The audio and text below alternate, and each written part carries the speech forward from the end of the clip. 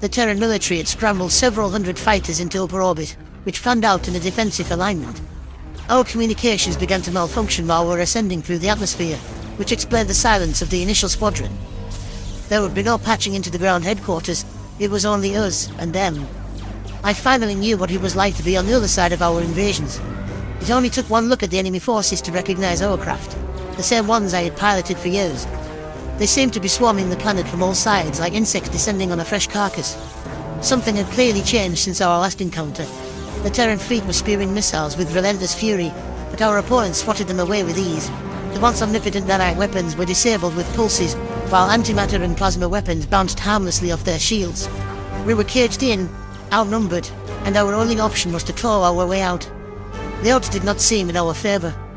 If that wasn't enough reason for concern, a massive destroyer lurked at the back of the enemy formation. I knew it was brimming with weapons designed to render the planet uninhabitable through radiation and atmospheric poisoning. The only positive I could find in the situation was the AI didn't seem to have replicated the worst human weaponry, but it didn't need to. It could neutralize the onslaught of projectiles and simply weather the storm. The humans would run out of explosives eventually. What's the plan? I flicked through the holographic firing display, trying to stop my hands from shaking. We do have a plan, right? Carl glanced over his shoulder. We improvise, just like last time, remember? Last time we almost died, I snapped. Almost is the key word. The human offered a reassuring smile, but something told me he was convincing himself as much as me. Look, the shields clearly got an upgrade, but the thing about shields is, they aren't great at stopping smaller projectiles. I say we try mini-explosives. I stared at him in disbelief. Your missiles aren't working, so you want to shoot it with smaller missiles? We can shoot it with bullets too. You know, kinetics. You really think any of that will work? Honestly, I don't know, but it's worth a shot. Carl ran a hand through his frosty hair. If they want to take this planet, they'll have to get through us. Their next target could be Earth. On the bright side, it couldn't work any less than what the humans had already tried. Carl wasn't wrong that the smaller weaponry could penetrate shields, but it would require multiple hits. As soon as we moved in though, I had no doubt we would sustain heavy fire. The enemy was likely banking on aggressive action. We'd have to chip away at their armor, striking at the ship's most vulnerable compartments. I knew exactly where to aim for, but whether I could hit those targets in a split second, in the heat of battle, was another question. I switched over to the miniature missiles. They were typically used as interceptors according to the computer, but could be used for offensive purposes if necessary. We accelerated towards the enemy fleet, and our allies fell in behind us, inspired by our advance. 5 AI ships closed around us, ready to pick us off. I targeted the nearest craft and offered up a silent prayer to the universe that our desperate, suicidal play would work. A salvo of explosives, tiny enough to fit in the palm of my hand, sailed through the inky blackness. They honed in on the vessel's right flank, slipping through the shields. The armor repelled the attack with only a dent and a few burn marks to show, but I had found the sweet spot, right by the propulsion systems. The ship began to veer off course as it lost its steerability. Carl weaved off to the right, dodging a string of plasma rounds fired by the damaged vessel's partners. I was ready to turn my attention to a different ship, but the human wanted to go for the kill. He swerved back towards the crippled craft, narrowly avoiding a collision with it. He pointed us straight above it, giving me a clean look at the target. Same spot, BM. Fire now! He shouted. I launched another volley without hesitation. This time the ship lost all semblance of control, plunging into a dizzying tailspin. The planet's gravity well only encouraged its forward trajectory, drawing it towards the surface. The Terran ships parted around the doomed craft, and forged ahead with renewed spirit. They emulated our tactics, hurling tiny missiles at the opposing fleet. Who would have thought to attack a fortress with pebbles, but the humans?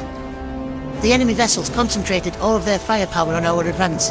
They had been caught off guard at first, but they would compensate quickly. A few of our allies met an untimely end as potent plasma rounds found their mark. These human ships were designed to take a beating.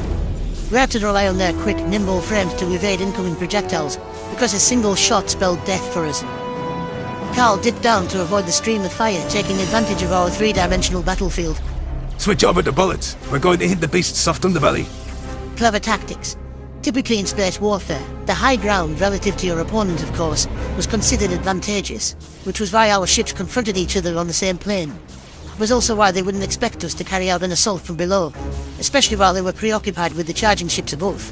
While kinetics were fairly weak, I found them much easier to aim than their more powerful successors.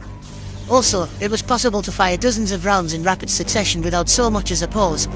I unleashed a spray of bullets at the ship's underside, hoping to bombard them into submission. The sight of atmosphere venting indicated that we had indeed poked a few holes in their armor. Unfortunately, none of the ships seemed incapacitated. We were more of a nuisance than a threat. A warning flashed on the weapon screen, indicating a heat-seeking missile locked onto us. I suddenly wished that we hadn't drawn their attention. I cleared my throat. Carl? There's... I see it. Try not to lose your lunch, okay? He replied. I don't waste food, but how? I stopped as our ship switched directions in an instant, beginning an upward climb at full speed. Acid gurgled in my throat and I tried to swallow it down. Oh, that means puke, doesn't it? You're not going to outrun a missile, you know. Wasn't planning on it. The missile was mere second from catching us as Carl righted the fighter once again on the same heading as the enemy. The human steered us straight towards a rival ship, showing no signs of slowing down. As we battled towards a collision, I couldn't help but wonder if his plan was suicide. Surely he was going to turn away and enact some defensive measures. We brushed just over the enemy's hull, so close that I swore our metal skeletons grazed each other. Our craft snaked around theirs, ducking down on the other side. The missile, which was meant for us, instead ploughed into them, and their ship absorbed the worst of the antimatter punch. Its shields held, but barely. The flicker of electricity around its shell hinted they were faltering. I didn't need instruction from Carl to seize this opportunity. If its defenses truly were down, we only had a brief window before it recovered. I switched to our plasma rounds, hoping they would work at last. The shot scorched through its vulnerable flesh, turning it to a withered husk in seconds. I knew its occupants were dead when the ship did not deviate from its aimless drift. If there were any survivors, they would have fired back. Our skirmisher twisted through the enemy formation, zigzagging to avoid a slew of plasma fire. Our little ship was becoming quite a thorn in their side, and they were no doubt keen to take us out. For a moment, I felt like we were dancing through the night sky. There was an effortless grace in Carl's evasive maneuvers, and the thought crossed my mind that nothing could touch us. I must have jinxed it, because that's when a round clipped our left wing. The fighter's frame rattled beneath me, and I wondered if the craft would break apart. By some miracle, we hobbled to their rear flank, still in one piece. Our ship's condition was worrisome. She was slowed, tilting to one side, and running dangerously low on ammo. I wasn't sure how much fight she had left in her, but we had to press on. If this was our last stand, so be it. I took a glance around at the battlefield, trying to think of our next move. A sea of shrapnel and wounded ships had spawned amongst the living, perhaps best described as a graveyard. The enemy appeared to have suffered more losses than the Terrans, but it didn't matter. As one of their ships fell, another popped up in its place. The humans fought with blinding intensity, but our forces were dwindling too quickly. We couldn't hold the line much longer. The planet-killing destroyer was creeping ever closer as well. If it was allowed within firing range, it would decimate the life forms below, and that would be the end of the refugee program. Our last-ditch efforts needed to be focused on stopping it. Some of the humans seemed to have come to the same conclusion. A few dozen Terran ships were encircling the beast, hitting it with every type of ammunition from every angle.